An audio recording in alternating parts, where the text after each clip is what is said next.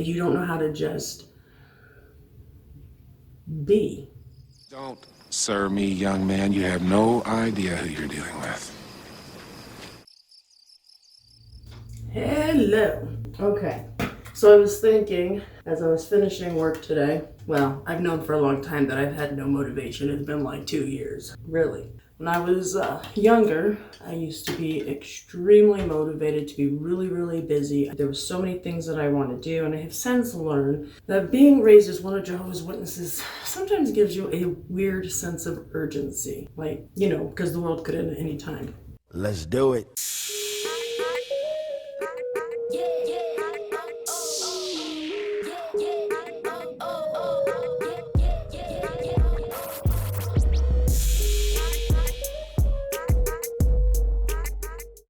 When we were kids, we used to go to Disneyland once a year around assembly time. It was a really big deal in our house because we were poor. I mean, my dad was the only one who worked. That was important because, my mom was a pioneer. And so they saved. My mother can save like no one's business. The more you save, the more you have to give to Jehovah.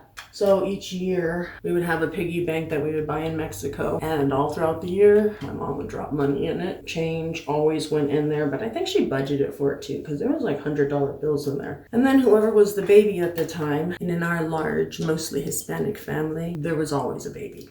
Would get a hammer, they would put the piggy bank on the floor, and the little freaking kid, barely in diapers, can barely pick up the hammer, would crack it open. We would all dive in, start sorting out the bills and the coins, and figure out where we could afford to go that year. Disneyland was my go-to.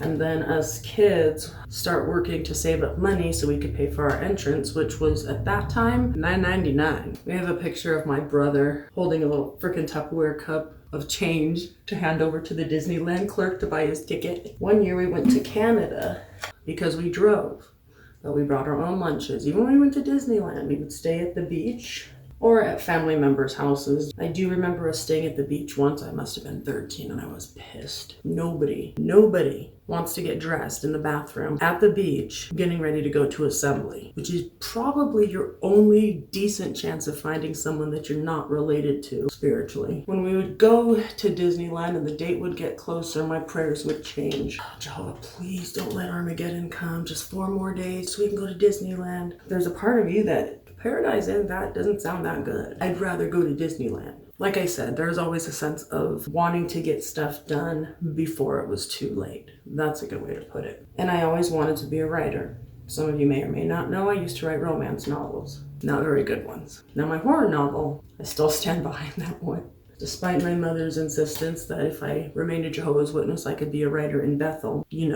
Writing other people's shit. And not even very good shit either. So when I was on my own, I started writing. And as many of you know, I had all four of my kids by the time I was 22. But then at some point, I had to get a real job, and that kept me really busy. So I had my 4 kids, a graveyard shift at the hospital, and writing books on my breaks super early in the morning. I can go without sleep, a lot of sleep, used to. Qualify that. I remember about the time, I don't know, it was 2006, and I came home from work and my kids would bombard me. Can I take a bath? Can I have Capri Suns? Some Kool-Aid? So they would come in and bombard me for 15-20 minutes, and then they go about doing their own stuff and playing together. I didn't have anything to do. So then I decided to go back to school. And at that point, I was working about 70 hours a week, no exaggeration. And then I'd come home and feed the kids and they'd go to bed, and then I would stay up till, 3-4 in the morning on the bathroom floor doing my homework. For me, and I don't know if anyone else has ever been this way, it was all about cramming and doing as much as I can and staying busy and staying busy and staying busy and staying busy. It's almost like you don't know how to just be. And I'm sure a lot of things contributed to it. My mom was very OCD. My dad did not believe in naps. That's a white guy thing. Unless it was him on a Sunday at like 10:30, 11 o'clock. Only because he knew how to, do the sleep at the meetings. Then eventually the kids moved out, and so I decided to do my bachelor's, and then time went on and I decided to do my master's, which I haven't finished because I have no motivation. And so then a few years ago, I decided to start doing activism, which I really, really enjoy. Mostly, I just like having an opportunity to be a smart ass for a good cause. And for those of you who've been around, you know I used to put out a video a week, and each video took me like 20 hours to edit. It's not because I'm slow, it's because I'm talented. And then last year, it started slowing down. And I shit you not, it takes me, it's like a month to edit. And I just do a little bit each night, whereas when I first started, I did it constantly. I would work, and then on the weekends, I would cram and do like 20 hours of school on a weekend so that I would be free the rest of the week so that I could edit videos. The very thought of that makes me exhausted. It's 5:30 here and I'm still in my PJs. My PJs being what I wear when I'm not in bed.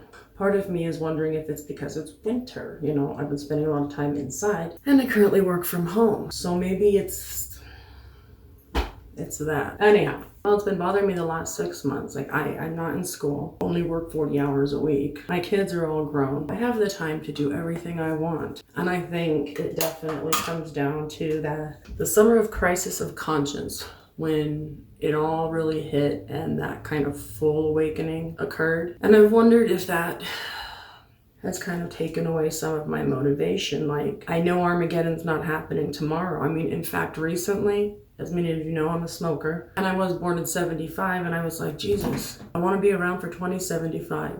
You know, when they pull that bullshit again and say that their timing was off by 100 years. Because I'm sure that's going to happen. So I'm like, I got to quit smoking. I got to eat better. It changes who you are in this world.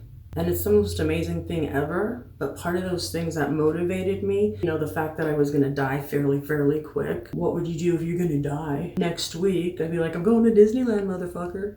Then you want to cram in everything you can before that happens. And I think that's part of what kept me going since I was little. And now that I know better, and maybe that's the little fire that's missing. Or maybe it is COVID. Maybe it is winter. Maybe it is my lack of socializing. In any case, it made me think about when I was a kid. And I would say, please, Jehovah, please don't let Armageddon come. Not until Disneyland's done. Not until we can go visit Grandma so-and-so. I really want to go to junior high. Just give me 6 more months. I wonder if knowing now on the lower part of the iceberg, the part that's under the water, if I don't feel that pressure, and maybe this is what it feels like to just be.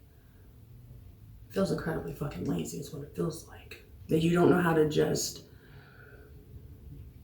be. Is any of this making sense? I don't know. What are your guys' thoughts? How have you noticed your mindset change on a subconscious level since you woke? Like, since you really woke. Alright. I'll talk to you guys later, and I will see you next time.